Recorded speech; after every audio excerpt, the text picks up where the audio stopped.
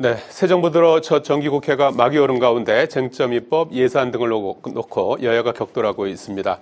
오늘은 최규진 교육부 장관 후보자, 이억원 금융위원장 후보자에 대한 인사청문회가 진행되고 있습니다. 정치인사이트 서가번 홍석준 전 국회의원과 함께 국회 상황 살펴보겠습니다. 안녕하십니까? 안녕하십니까? 자, 어제 새 정부 들어서 첫 정기국회가 개회가 됐습니다. 앞으로 이제 100일간 굉장히 중요한 일정들이 이제 많이 이어질 텐데요. 어제 첫날 모습이 이제 여당은 한복을 입고 야당은 이제 상복을 입었습니다. 여당은 이제 백혜련 의원이 제안하고 우원식 의장께서 이제 동의를 해서 K 콘텐츠 확산 차원에서 이제 한복을 한번 다른 나라도 이제 개회식 같은 때는 이제 전통 의상을 많이 입는다고 그래요. 그래서 그렇게 입었던 거고. 야당은 최근에 새 정부 들어서 이제 법안을 쭉 처리하는 과정이 이제 독주다 이렇게 해서 항의 차원에서 이제 상복을 이렇게 입었는데 첫날부터 아주 극명하게 대립이 되는 그런 모습이었습니다. 그래서 어떻게 보셨고 정기국회 좀 순탄하려면 좀 어떻게 될지 조언까지 좀 주시겠습니까? 어제 이제 정기국회 첫날인데 네. 지금 말씀 주신 대로 첫 국민들이 기대하는 첫 모습들과 정말 정면으로 배치되는 좀 불성사나운 모습이 결국 연출되고 말았죠. 네. 모든 게 이제 취지와 명분들이 대단히 중요한데 네. 아무리 취지와 명분이 좋아도 결국 그것을 또 함께하는 구성원들이 서로 손발이 맞아야 된다라는 것을 다시 한번 보여주는 것 같습니다. 어쨌든 지금 대단히 세계 모든 나라들이 다 그렇듯이 우리도 역시 국내외적으로 안팎으로 지금 복잡하고 또 어렵지 않습니까? 네. 어려운데 내년 또 이제 새 정부 들어서서 첫 정기국회고 내년 또 이제 특히나 가장 중요한 예산, 국정감사 예산, 그렇습니다. 각종 법안들 네. 이렇게 하겠습니다만은 738조 작년 대비해서 한 8.1%가 확대됐죠.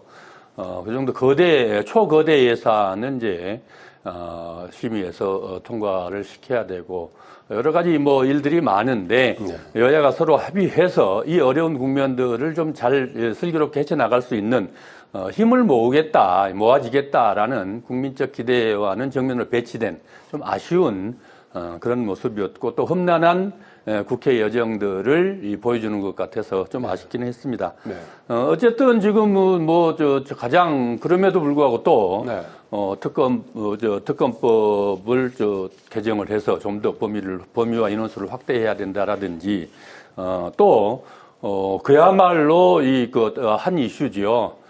정부조직법인데 이제 이 검찰 개혁 아니겠습니까? 네. 중대범죄수사청을 만들어서 결국 수사와 기소를 분리하겠다. 여당의 오랜 검찰 개혁의 이제 거의 활용 점정이라고 할 수 있지 않겠습니까? 이런 것들도 그렇고 또 여러 가지 경제 법안들 민주당은 어쨌든 한 200개가 넘는 글쎄요. 법안들을 224개죠. 이번 정기국회에 통과시키겠다. 네. 개정하고 제정해서 통과하겠다. 이런 계획들을 세우고 있는데 어쨌든 여야가 서로 협의해서 주장할 건 주장하고 싸울 건 싸우더라도 최소한 국민들의 입장에서 국민들은 각각의 지지자들도 포함되니까요. 국민들 입장에 서서 서로의 생각들 또 안들을 최대한 반영할 수 있도록 협의하고 합의하는 그런 과정들을 거치는 그래서 슬기롭게 국민들을 위해서 생산해내는 그런 국회가 되길 기대합니다. 대화 타협, 국민을 좀 강조해 주셨는데 홍 의원님 어떻게 보십니까? 어제 개회식 한 장면에서 여야 간의 어떤 극명한 어떤 갈등 사항이 다시 한번 노출이 된 것 같습니다. 그런데 한복을 입고 개회식을 하는 것 참 그 자체가 의미가 있죠. 그런데 저는 그런 어떤 하기 위해서는 좀 분위기를 좀 조성해야 되는데 지금 집권 여당 특히 민주당 같은 경우는 지금 절대 다수석을 갖고 있는 압도적 여당이 지금 하는 행태를 보면 사실상 어떤 여야 협치라든지 대화 타협이라든 국회 가장 중요한 어떤 절차적 과정을 생략할 뿐만 아니라 일방적인 어떤 독주를 계속해서 거듭하고 있다. 우리가 계속해서 이제 이 시간에도 토론했습니다만은 상법에 대한 어떤 두 번째 개정안이라든지 뭐 노란봉투법이라든지 뭐 이런 어떤 사항들은 말할 것도 없고 특히 내란 특검법이라든지 이런 걸 통해서 우리 대한민국의 경제, 산업, 특히 뭐 방송, 통신 뭐 그런 관련해서 너무 지나친 일방 독주를 지금 거듭하고 있는 것이 사실입니다. 그리고 이따가 내란 특검법을 통해서 지금 이제 3대 특검이 지금 하고 있는데 이 3대 특검이 정말 그 광란에 칼춤을 추면서 어떤 법치의 가장 중요한 어떤 원칙들을 파괴하다시피 좀 지나친 그런 어떤 수사를 지금 하고 있는데 이것도 모자라서 또 3대 특검의 어떤 기간을 연장하고 또 조직을 확충하는 안까지도 지금 이제 또 발의가 된 상태입니다. 거기다가 우리 대한민국의 법치주의와 사법부의 독립을 정면으로 위배할 수밖에 없는 내란 재판부도 또 신설하겠다. 이런 어떤 이야기를 하고 있고 또 민주당에 의해서 발의가 된 상태인데 과연 이런 상태에서 개회식에서 한복을 입고 잔치상을 마련할 수가 있느냐. 저는 좀 기본적으로 어떤 그런 측면에서 생각하는 발상 자체가 대단히 조금 우려스럽고 앞으로 정기국회에서 예산이라든지 법안이라든지 이런 것들이 여야가 협치를 통해서 정말 심각하게 좀 토론과 대화와 타협을 가해야 되는데 앞으로도 민주당 같은 경우 일방 독주로 그냥 뭐 강행 처리할 가능성이 굉장히 많아 보인다. 심지어 뭐 우리 대한민국의 사법의 가장 중요한 사법제도 100년지 대계를 이야기하는 사법제도에 있어서 핵심적인 검찰 개혁에 대해서도 그냥 일방적인 어떤 속도전만 이렇게 이야기하고 있는 상황에서 굉장히 앞으로 정기국회에서도 민주당의 어떤 일방 독주에 대한 어떤 졸속 처리가 굉장히 좀 우려스럽습니다. 앞으로 더 우려스러운 상황이 예상된다 전망까지 주셨는데 지도부 회동은 어떻게 되는 겁니까?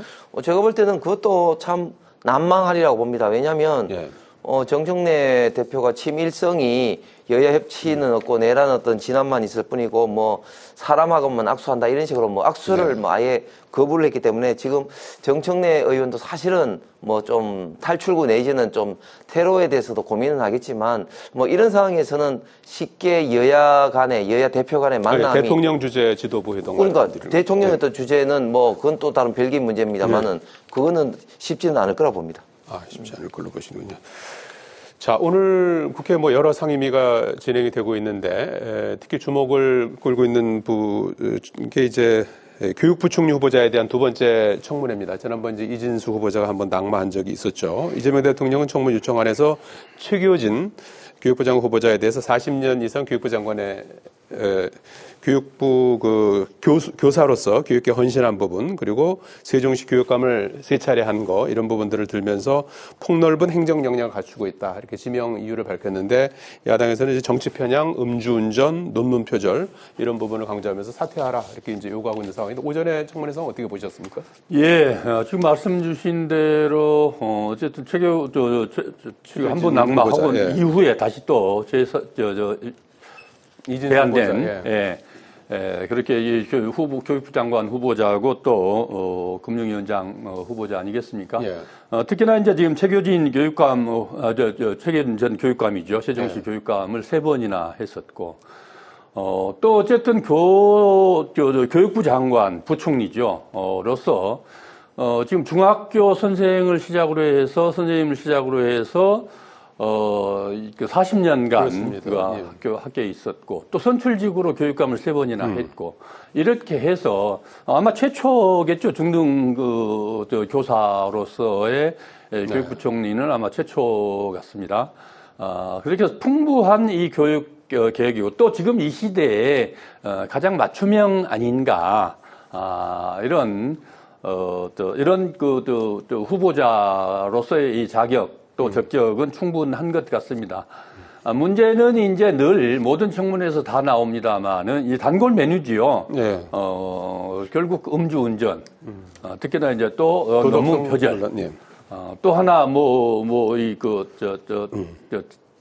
주민등록 이전 뭐 이런 것들이 있는데 그 외에 다른 것들은 이제 큰 문제는 없고 교육감은 장관은 지금 새 장관은 그 2개 아니겠습니까? 근데 문제는 뭐, 잘했다는 게 아니고, 검증 과정에서, 지금 청문회 과정에서 얼마만큼 이제 정확하게 답변을 할 것이고, 또 사실관계들이 분명하게 나올 건지 모르겠습니다만은, 제가 보기에 이제 논문도 2006년도에 예. 석사 논문인데, 뭐 잘한 건 아닙니다만은, 어쨌든 뭐 이 논문의 본질을 끌고 가는 뭐 또 그다음에 뭐 이 대략 뭐 논문을 갖다가 뭐 몇 바닥씩 이렇게 몇 페이지씩 갖다가 한 게 아니고 블로그나 신문 언론 기사들을 인용하는 과정에서 그것도 표기를 해야 되는데 그 내용이 분량이 어느 정도 되는지 모르겠습니다만은 실제로 그런 것들이 이제 몇 문장까지는 뭐 이 표절이 용인되거든요, 법적으로도.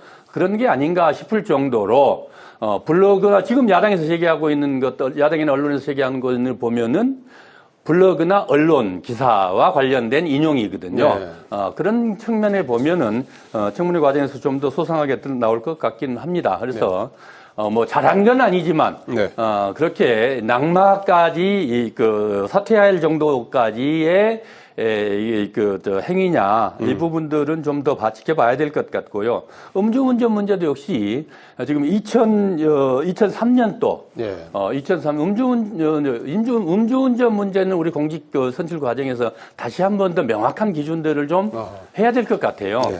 절대로 해서는 안 될 일은 아니겠습니까? 그러나 어쨌든 이 부분들도 결국 후보자가 가지고 있는 여러 가지 역량들, 능력들을 검증하는 과정에서 함께 검증되고, 또 국민들로부터 또 언론이나 국민들로부터 평가를 받아서, 그렇게 과정들은 거쳐가지 않겠냐. 그럴 정도. 그러니까 청문회 자체를 보이콧하고 낙마시킬 정도의 알겠습니다. 한 것은 아닌 것 같다. 야당에서는 지금 음주운전 부분을 가장 문제 삼고 있는 건가요? 아니죠. 가장 문제 삼고 있는 부분은 이제 정치적 편향성과 좀 내로남불 그런 어떤 부분인데요. 네. 저는 최규진 장관 후보자에 비해서 진짜 이진숙 전 장관 후보자는 정말 양반이었다.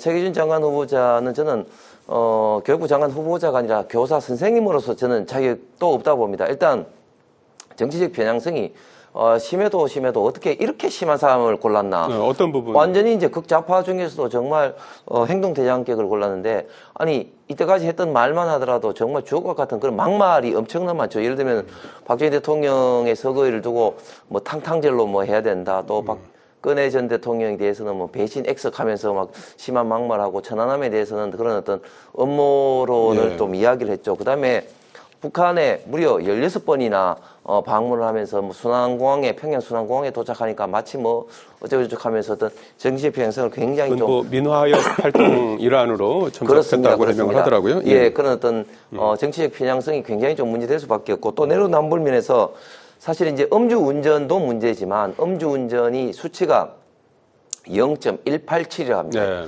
0.187은 뭐 만치도 거의 뭐 인사불성했던 만치인데, 근데 정작 본인이 교육감일 때는 한 번만 음주운전 걸리더라도 선생님들에 대해서 중징계를 뭐 했다고 합니다. 그뿐만 아니라 LH 그 토지공사 시절에는 감사로 있으면서 정말 돈을 펑펑펑 물듯이 뭐 쓰는 거를 비롯해서 어떤 논문이라든지 이런 것도 있는데, 저는 뭐 이런 어떤 기준에 비해서 특히 다른 부처 장관도 아니고 교육부 장관으로서 과연 학생들에게 어떤 도덕적 기감이 되느냐, 정치적인 어떤 중립 성향이 되느냐, 이런 어떤 측면에서 정말 교육부 장관으로서는 정말 자격 기준이 미달이다 생각을 합니다.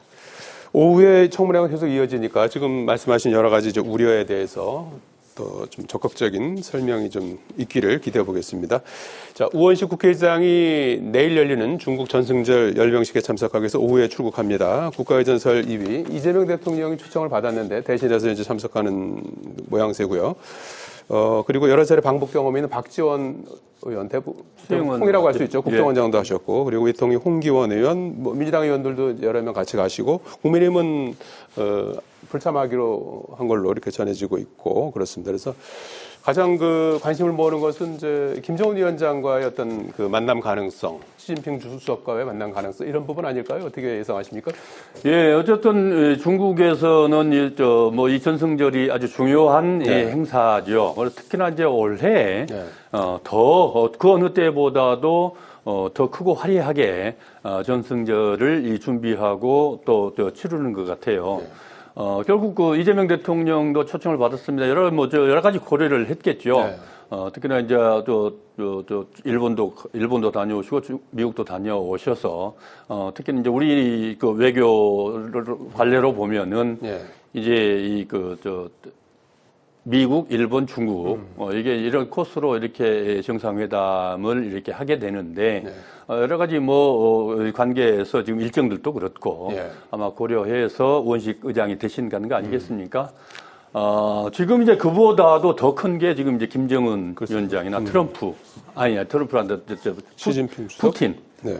푸틴 네. 러시아 대통령이 온다는 것들이죠. 그리고 뭐 한 20여 국의 정상급이 참여하는데 그 중에 이제 김정은 위원장 6년 만에 가게 되고 그 중에서도 말씀 주셨듯이 우원식 의장이 이제 가시는데 박지원 의원도 지금 같이 일행으로 수행단으로 가시는 거 아니겠습니까?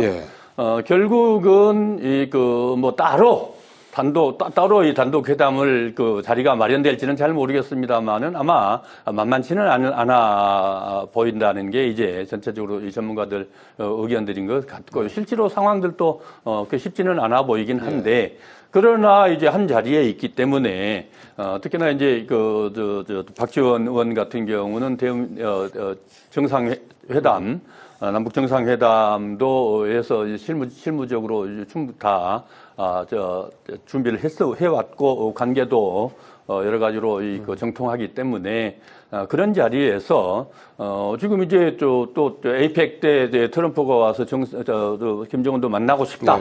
직접 본인 얘기로도 그렇게 얘기를 했지 않습니까? 또 우리 또 이재명 대통령도 역시 마찬가지인 것이고 여러 가지의 동북아 질서도 그렇고 또 국제관계도 그렇고 알겠습니다. 또 국내적으로 보면 남북관계의 문제들도 그렇고 그중에서 이 국민들이 관심이 가고 또 물밑에서 좀 충분히 얘기할 수 있는 그런 귀한 자리다. 저는 그렇게 보여지고 의미 있고 중요한 자리다. 이런 생각이 듭니다.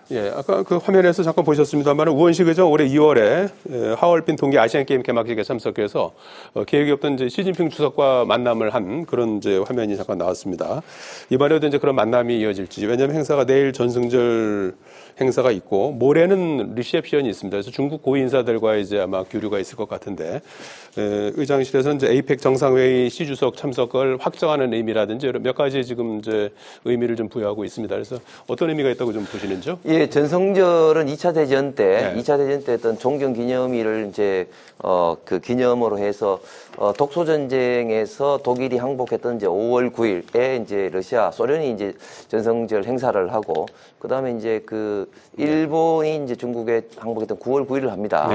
그런데 어떻게 보면 이제 중국의 전성절은 중국 공산당이 해야 될 것이 아니라 그때 당시 일본하고 싸웠던 중국 장개석이 국민당이 해야 되는데 지금 그것을 이제 어떻게 보면 좀 공산당에서 활용하고 있죠. 근데 지금 서방에서는 이런 어떤 공산권의 그 전성절을 절대 참석을 하지 않습니다. 왜냐하면 서방에서는 이런 어떤 중국과 특히 러시아, 소련 시절부터 어떻게 보면 본인들의 어떤 체제 선전장으로 이용을 하기 때문에 참석을 하지 않는데 이번 종전 80주년을 기반한 어떤 전성절은 특히 이제 북중러라는 이런 3개국이 정말 오랜만에 그것도 트럼프를 처음이죠? 트럼프를 중심으로 해서 이제 왔기 때문에 처음은 아니고요. 54년대에도 있었고 과거에 좀 있었습니다. 60년 만에 처음이라고 합니다. 자, 그런데 저는 한번 생각해 봐야 될 게 지금 서방 국가들은 지금 한 국가도 지금 참석을 하지 않고 있습니다. 물론 뭐 인도, 트리키어가 참석하지만 미국을 중심으로 한 어떤 EU라든지 일본이라든지 호주라든지 뭐 캐나다라든지 친서방 국가들은 한 개 국가도 지금 참석하지 않고 있는데 과연 우리나라에서 서열 2위인 국회의장이 가는 것이 과연 어떤 현재 국제 정세에 맞느냐 이런 점에서 비판이 있을 수밖에 없는 상황인 것이고 그다음에 지금 여러 가지 우리가 이제 봐야 되는 것 중에 이번에 이제 김정은 위원장이 참석을 하면서 과연 앞으로 이제 북정로 관계가 어떻게 되느냐 이런 어떤 문제인데 아무래도 북한이 현재는 우크라이나 파병 관련해서 이제 러시아하고 아주 굉장히 친밀한데 중국과는 약간은 좀 소원한 게 있지 않습니까? 그런데 이번 방중을 통해서 좀 더 북한이 가까워지는 어떤 그런 계기가 될 가능성이 있다. 그렇게 되면 자연스럽게 북중러와 그다음에 미국을 중심으로 한 친서방 간의 그런 어떤 관계가 조금 더 격화될 그런 어떤 가능성이 좀 있어 보입니다. 네, 그런 그 복잡하고 급변하는 국제 정세 속에서 또 우리 국익을 또 찾는 그런 또 과정의 또 일환이 아닐까 싶기도 하고요. 여기까지 듣겠습니다. 고맙습니다. 감사합니다. 고맙습니다.